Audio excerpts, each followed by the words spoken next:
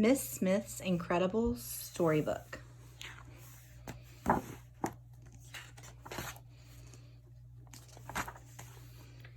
It was the first day of school. Zach was waiting for his teacher to arrive. Boring, boring, he thought. Why would this year be any different from the last one? Then the door swung open. Good morning, class. My name is Miss Smith, and I am your new teacher. Miss Smith seemed very different from Zach's other teachers, but the day went along like every school day Zach could remember until Miss Smith said, "It's story time." When she sat at her desk and started to read from the book she had brought with her, Zach couldn't believe his eyes. The storybook characters came to life and the classroom was swept up in a swashbuckling pirate tale. Zach and the rest of the class were right in the middle of the story. He could feel the breeze in his hair and hear the waves pounding on the sides of the ship. From then on, Zach couldn't wait to go to school. Every day there was a new story to look forward to. When Miss Smith finished reading, all the characters and adventures whooshed back into their book. On Friday, Principal Rittenrotten stood in front of the class instead of Miss Smith. "Miss Smith is stuck in traffic, so she asked me to read to you until she arrives," he announced. Zach wondered what would happen next. Principal Rittenrotten started to read. Zach grinned when a princess leapt out of the book, followed closely by a fire-breathing dragon and a brave knight on his horse.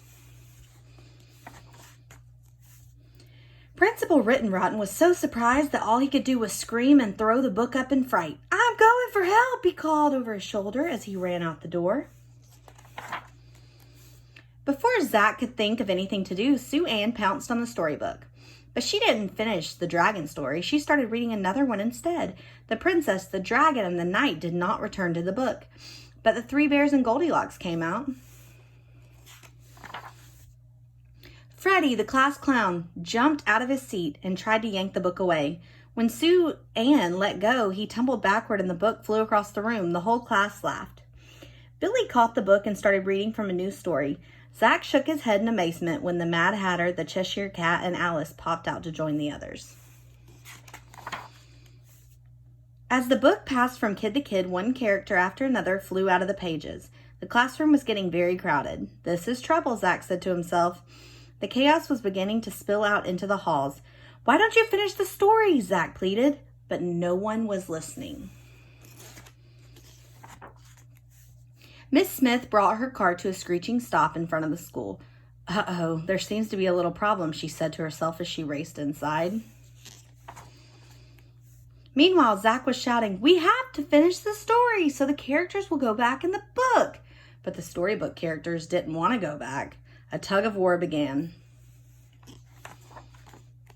Miss Smith appeared in the doorway. With one look, she let everybody know she meant business. Even the dragon was suddenly silent. Zach handed the book back to Miss Smith. She ruffled through the pages, adjusted her glasses, and started to read. The class sat spellbound as she finished each story in turn. With a swirl and a whoosh, one character after another disappeared into the book until the classroom was quiet and tidy again. Principal Rittenrotten and a team of firefighters skidded to a halt at the door just as Miss Smith closed her book. "May I help you, Principal Rittenrotten?" asked Miss Smith. But the principal couldn't seem to answer. He just stared at the quiet class with his mouth wide open. Miss Smith flashed a secret smile at her class. Zach smiled right back. Who would have ever guessed that reading could be so much fun? The end.